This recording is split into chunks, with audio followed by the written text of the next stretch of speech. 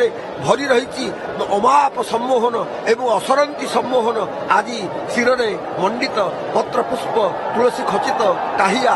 ଓହୋ କି ସୁନ୍ଦର ଆପଣ ଦେଖାଯାଉଛନ୍ତି ପ୍ରଭୁ। ଟାହିଆର ଦୋଳାୟିତ ଅଭିନବ ଛନ୍ଦରେ ପହଣ୍ଡ ବଣାଇ ଆସୁଛନ୍ତି। ଏବେ ଦେଖନ୍ତୁ ହୋ ଭଗତେ ସ୍ୱୟଂ ମହାପ୍ରଭୁ ଗତି କରୁଛନ୍ତି।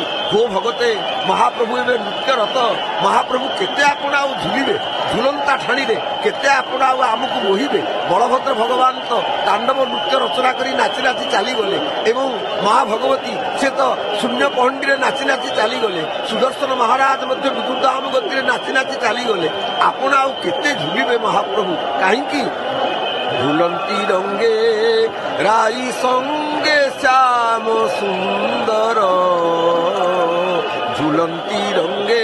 ଆପଣ ଝୁଲନରେ ବହୁତ ଝୁଲିଲେ ଏବଂ ପୁଣି ଝୁଲିଲେ। ଯେତେବେଳେ ବୃନ୍ଦଗାନ ହେଲା ଆପଣ ସେତେବେଳେ ମଧ୍ୟ ଝୁଲିବାକୁ ଆରମ୍ଭ କଲେ ଏବଂ ଝୁଲିବେ ତ ଆଜ କୁଞ୍ଜେ ବରଜ ରାଜ, ଭୁଲି ନ ଯିବକେ ଚାହିଁବ।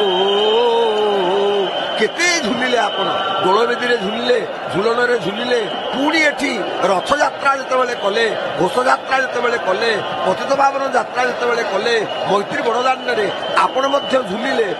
ଆଗକୁ ଝୁଲିଲେ, ପଛକୁ ଝୁଲିଲେ ଏବଂ ଝୁଲନ୍ତା ଠାଣିରେ ଆପଣ ଗତି କଲେ।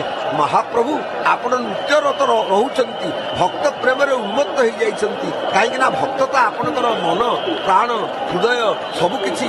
ଆପଣ ବାର ବାର କହିଛନ୍ତି ଭକ୍ତି ଯୋଗରେ ଭଗବତ ଗୀତାରେ, ହେ ଅର୍ଜୁନ